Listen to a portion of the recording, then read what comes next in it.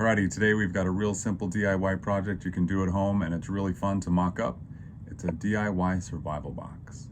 Normally these things can go for a couple $100s if you just buy them as is, and who knows exactly the way they were put together. Here we're going to build your own DIY box, and that way you can decide exactly what you want to put in it. Alright, let's take a look. So we all have some sort of toolbox in our house, and most of us have our own tackle box for fishing and other outdoor activities. But what about the survival box? All those things that you don't really think about when you're going outdoors or going on long trips, all the various things that you could need in an emergency, you could put in this box. Let's see what's in there.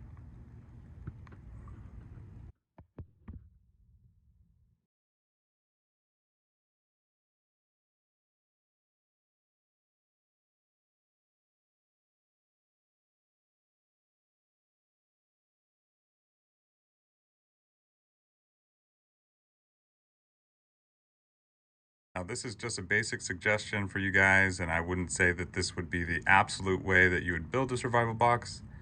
Just some basic suggestions of the way that I've put mine together. So let's take a look at some of the things that I've put in it.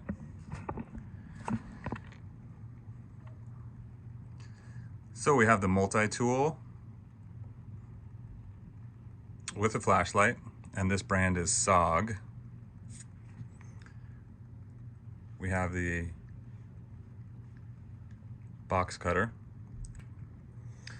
We have the flint starter. It also has a knife, has a whistle.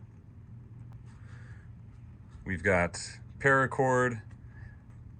These cords, or these bracelets, come with all this stuff. It's a 100-pound, 180-pound working load, 500 pounds breaking point, 9 feet of paracord, and fast buckle clip. You can wear these around your wrist so you have them on you all the time. We've got the power bank. You charge your cell phone in case of any sort of emergency. We've got duct tape, and this is the Camo Real Tree brand. And we've got some electrical tape and another little mini duct tape. Here we've got some contacts, and that's just for me because I wear contacts, so in an emergency or if I lost a pair of contacts, I would have some backup with me all the time. Lighter fluid, Zippo.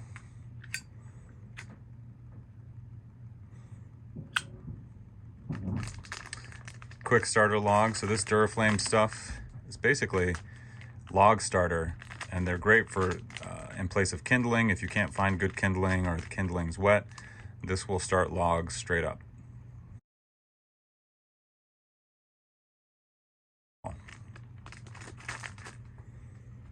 Headlamp, beef jerky,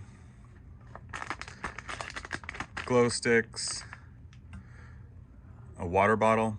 Now this is stainless steel, and I would recommend if you're storing water for a while that you'd use distilled water. That way it's less likely to build up bacteria, but also just keep in mind that water does need to be changed out fairly periodically, so bacteria and other germs don't grow inside the water if it's been sitting for a while. Bug spray, disposable gloves, splint, working gloves, first aid kit. And these are some of the things in this first aid kit, which holds quite a bit.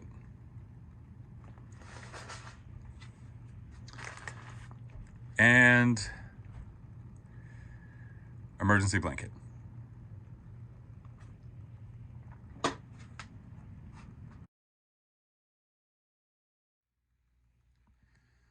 So here's the box again, and this is all the stuff back inside.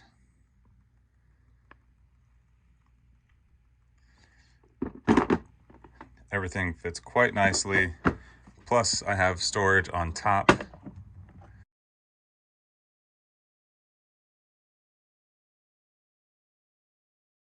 It's sort of nice.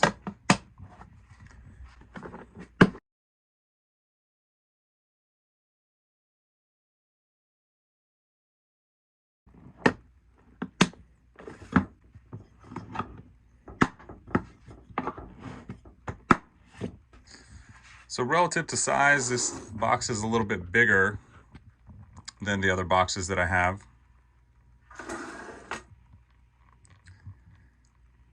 But on a long distance trip or you're going camping, you literally just grab and go.